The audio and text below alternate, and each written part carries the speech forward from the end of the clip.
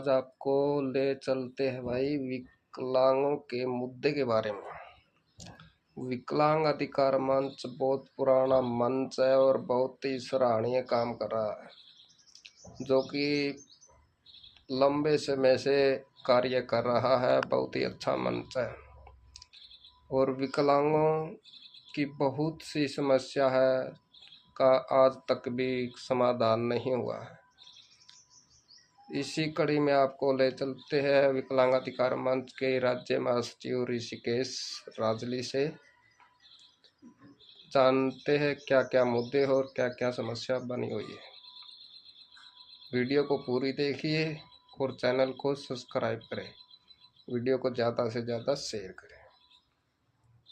Video पसंद आए तो इसको ज़्यादा शेयर हमारे साथियों के बीच में जरूर करें और हाँ, प्रशासन तक, सरकार तक पहुंचाने का भी काम करें, ताकि हरियाणा में भी विकलांगों के प्रति सरकार को ये लगे कि हाँ, ये मांग आज के टाइम में विकलांग उठा रहे हैं, तो कहीं ना कहीं उसके प्रति भी वो गंभीरता अपनी दिखाए। तो साथियों, सबसे पहले हमारी जो राज्य कमेटी की मीटिंग में राष्ट्रीय विकलांग अधिकार मंच के राष्ट्रीय महासचिव मुरलीधरन जी पहुंचे थे। उन्होंने बैठक में बोलते हुए और जो राष्ट्रीय कमेटी का जो फैसला था वो हमारे बीच में रखा। उन्होंने कहा कि 10 फरवरी को पूरे भारत के विकलांग पेंशन बढ़ोतरी को लेकर दिल्ली के जंतर मंतर पर इकट्ठे हुए थे और प्रदर्शन करते हुए उन्होंने सरकार को अपना ज्ञापन भेजा था और प्रशासन ने भी उस समय वहां जो ज्ञापन लिया गया, उन्होंने भी कहा कि हम इस पर विचार करेंगे,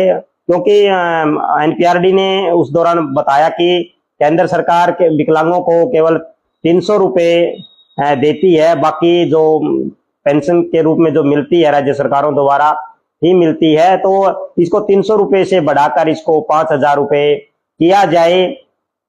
तो और इस बात को लेकर ये प्रदर्शन किया गया था और बाद में अभी काफी उस बात को लेकर भी 4 महीने के करीबन हमारे गुजर चुके हैं और अभी तक सरकार का हमने जो मांग पत्र हम पूरे भारत के इकट्ठे होकर वहां दे के आए थे, काफी संख्या में वहां पर विकलांग दिल्ली के जंतर मंतर पर इकट्ठे हुए थे, अभी तक उसका कोई रुझान अभी तक आया नहीं है। साथियों, उस बात को लेकर भी अभी एनपीआरडी में जब चर्चा की गई राष्ट्रीय स्तर पर की मीटिंग में, तो ये फैसला लिया गया कि ये जो मुद्दा है केवल दिल्ली के एक दिन इकट्ठे होने पर, अपनी मांग उठाने पर ये हल होने वाला नहीं है। इसको तमाम राज्यों में अपने अपने स्तर पर इसको उठाया जाए और जहां पर भी जिस संगठन की अपनी ताकत है विकलांगों की, वो अपने अपने तरीके से वहां पर उठाए इस मांग को, तो ज्यादा बेहतर रहेगा। तो ये एक निर्णय लेते हुए उन्होंने कहा कि ये तमाम राज्यों में 1 जुलाई से 15 जुलाई के बीच में तमाम विकलांग अपने धरने प्रदर्शन करते हुए ब्लॉक स्तर पे, राज्य स्तर पे या जिला स्तर पे करते हुए सरकार को अपना मांग पत्र देंगे। वहां के स्थानीय जो विधायक हैं, मंत्री हैं, उनको अपना मांग पत्र देंगे और सरकार के पास मेल भी अपनी भेजेंगे और ये इस तरीके से वो करेंगे। तो हरियाणा के अंदर भी इस पे चर्चा करते हुए विचार किया गया कि हरियाणा की जो तासीर हम देख रहे हैं उसमें हमने कहा कि एक मांग की बजाय इसको 1-2 मांग और शामिल कर ली जाए। तो राज्य कमेटी का जो सुझाव आया कि तो ये और भी ज्यादा बेहतर हो सकता है, क्योंकि हमने बार बार फिर उन मांगों के लिए भी इकट्ठा नहीं होना पड़ता, लेकिन मांग कोई ज्यादा बड़ी नहीं है कि सरकार हल नहीं कर सकती, तो वो उन मांगों को भी जोड़ा जाए। तो उसमें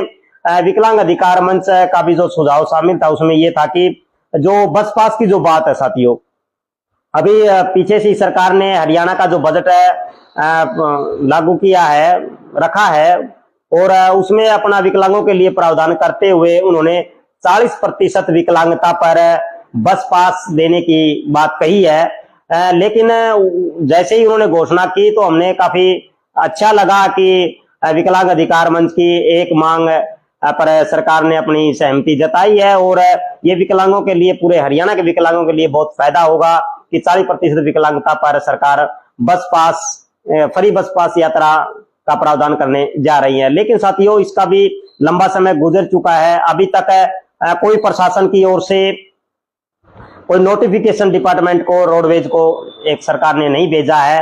अब भी हरियाणा के अंदर 100% विकलांगता पर ही बस पास मिल रहा है। तो ये भी एक सोचने की बात भी है साथियों, इस रूप में भी कि ये हमारा एक मुद्दा इसमें भी शामिल हो कि सरकार ने जो वादा किया है हम उसके वादा को याद दिलाते हुए और पेंशन के साथ हम इस मुद्दे को भी हम शामिल करें तो ज्यादा बेहतर होगा। तो हमने इस मुद्दे को भी इस राज्य कमेटी के फैसले में साथियों जोड़ा है।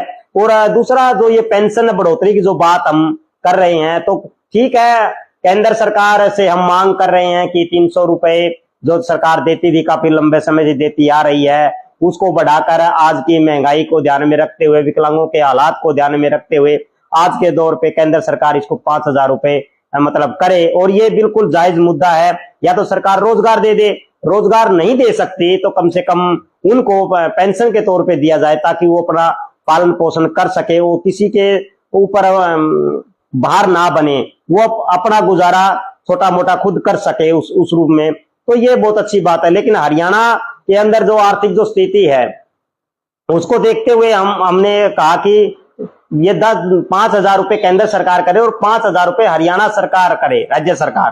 तो हम 10,000 रुपए की हरियाणा में मांग हम करेंगे, क्योंकि केंद्र सरकार जो कर रही है वो ठीक है। उसके बाद हरियाणा के अंदर भी ये कोई हमें पहली बार आवाज नहीं उठा रहे कि हरियाणा सरकार विकलांगों के 5,000 रुपए पेंशन करे। पिछले जो चुनाव हुए थे उस चुनाव में भी ये मुद्दा रहा कि हम विकलांगों की, बुजुर्गों की, विधवाओं की 5,000 रुपए पेंशन करें। कोई विपक्षी कई पार्टियों ने 5,000 कहा, किसी ने 6,000 भी कहा, किसी ने और भी ज्यादा कहा। तो हमने उस मुद्दे को ही दोबारा रिपीट करते हुए कहा कि सरकार हरियाणा सरकार 5,000 रुपए दे और राज्य सरकार, केंद्र सरकार 5,000 रुपए, टोटल कुल विकलांगों के 10,000 रुपए पेंशन सरकार करे। इस मांग को लेकर भी हमने ये हमारी पेंशन के साथ साथ बस पास के साथ साथ ही हमारी 2 मांगे इसमें शामिल है साथियों। तीसरी जो हमारी मांग है वो साथियों परिवार पहचान पत्र, जिसको हम PPP के नाम से जानते हैं या फैमिली आईडी के नाम से जानते हैं। ये फैमिली आईडी का जो फंडा है ये अकेला हरियाणा के अंदर ही है, बाकी राज्यों में इस तरीके का कोई फंडा नहीं है। और इस फैमिली आईडी के चक्कर में हमारे बहुत से विकलांगों के 6-6 महीने हो गए, उनके कोई पेंशन तक नहीं बन पा रही है। और बहुत से विकलांगों के आज उनके बस पास बीपीएल राशन कार्ड बना हुआ है, तो उसको कुछ समय बाद वो बीपीएल कार्ड से अपने आप बाहर हो जाता है। बाद में पता करते हैं कि जी सरकार ने इनकम को बढ़ा दिया है। अब आप देखिए कि सरकार ने जो इनकम का जो दायरा बना रखा है, पेंशन के लिए 1,80,000 का दायरा है। और दूसरी बात ये जो किलोमीटर स्कीम का है वो 1,20,000 तक का है। और दूसरा जो है उनके सभी के अलग अलग पैमाने, कोई 2.5 लाख तक का पैमाना है। लेकिन आप देखिए घर में यदि 1 या 2 सदस्य काम करते हैं और कोई 10-10 हजार की नौकरी करता है तो वो तो इस दायरे से वैसे ही बाहर हो जाएगा, और बाहर होने की वजह से वो विकलांग पेंशन से भी बाहर हो जाएगा। तो ये एक बड़ा भय विकलांगों को अंदर बना हुआ है कि ये फैमिली आईडी का आधार बना के सरकार ज्यादातर विकलांगों की, बुजुर्गों की, विधवाओं की पेंशन काटेगी और उसमें विकलांगों के ऊपर बहुत भारी असर पड़ेगा। और दूसरा उनके जो बीपीएल राशन कार्ड है, बहुत से ज्यादा विकलांगों के बने नहीं है, लेकिन जिनके बने हुए उनके कटने का उन्होंने खतरा एक तरीके से दिखाई दे रहा है। और तीसरा है कि अकेले किसी विकलांग की फैमिली आईडी ये बना भी नहीं रहे हैं। वो कह रहे हैं कि अपने किसी परिवार में होना पड़ेगा। ज्यादातर जो विकलांग है वो आप देखिए कि उसके माता पिता गुजर जाते हैं तो उसके भाई नहीं है, कोई नहीं है, तो वो किसके साथ जुड़े, कोई उसको जोड़ेगा ही क्यों। तो इसलिए यदि फैमिली आईडी उसकी नहीं बनेगी तो वो जो सरकार ने तमाम चीजें फैमिली आईडी के माध्यम से जो देने की जो प्रक्रिया अपना रखी है वो से वंचित हो जाएगा।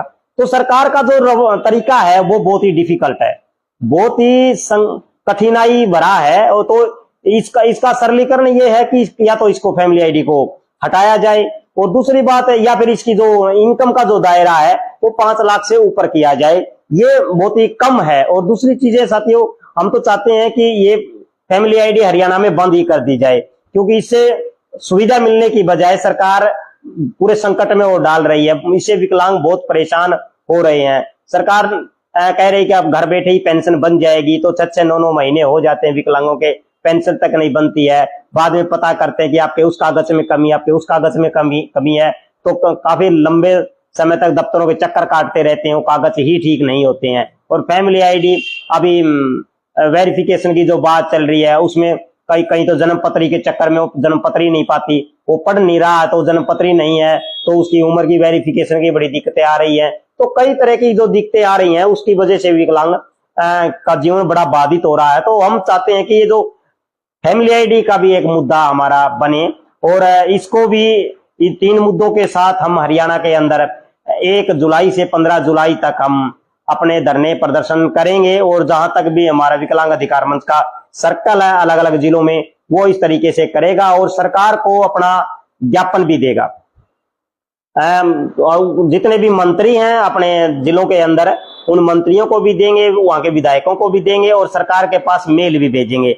ये काम भी साथ के साथ भी करेंगे और कोशिश करेंगे कि ज्यादा ज्यादा इस मुद्दे को सोशल मीडिया के माध्यम से भी हम उठाएंगे। और तमाम मेरे और साथी जो इस वीडियो को सुन रहे हैं उनसे भी हमारी रिक्वेस्ट रहेगी, ये मुद्दा अकेला विकलांग अधिकार मंच का नहीं है। यदि किसी की 5-10 हजार रुपए पेंशन बनती है तो वो हम सबके ही काम आएगी, वो अकेले विकलांग अधिकार मंच के कार्यकर्ताओं के काम नहीं आएगी। यदि आपको ये मुद्दा बहुत ही अच्छा लग रहा है तो आप अपने अपने जिलों में, अपने अपने ब्लॉकों में, अपने अपने राज्यों में इसको लागू करें, मतलब इस मांग को उठाएं। वो एक छोटी सी वीडियो बना के भी सोशल मीडिया पे डाल सकता है कि हम सरकार, मोदी सरकार से 5,000 रुपए पेंशन की मांग करते हैं, जो केंद्र सरकार हमें 300 रुपए ही देती है, बहुत कम है। आज के दौर में ये 5,000 रुपए होनी चाहिए। इसी तरीके से हरियाणा के अंदर भी 5,000 अलग से प्लस करके एक वीडियो बना के हम सोशल मीडिया डाल सकते हैं। या हमारे जो किसी ब्लॉक में या गांव के अंदर 5-10 साथी इकट्ठे हो जाएं तो वहां के स्थानीय जो कोई विधायक एमएलए है उनको हम अपना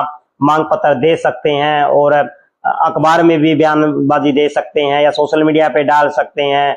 और तो या कोई हमारी कोई संस्था काम कर रही है तो आप संस्था के माध्यम से अपनी मेल वगैरह भेज के इस मांग को उठा सकते हैं। तो जैसे भी आपका जो प्लेटफॉर्म है, आपको जैसे भी सूटेबल लगे, ठीक लगे, तो उसको उसी तरीके से आप इसको उठाइए, अपने अपने जिलों पे आवाज उठाइए और इस मुद्दे को एक बड़े स्तर पे मुद्दा बनाइए, राष्ट्रीय स्तर का इसका मुद्दा बनाइए, ताकि सरकार, केंद्र सरकार और राज्य सरकार के ऊपर एक तरीके का दबाव आए और वो विचार करे कि हाँ, आज के दौर में विकलांगों के पेंशन बहुत ही कम है, उसको बढ़ाया जाना चाहिए। और साथियों, मैं तो बल्कि ये कह रहा हूं कि आप तेलंगाना के अंदर जाके देखोगे तो 6,000 रुपए पेंशन की हुई है वहां पर भी।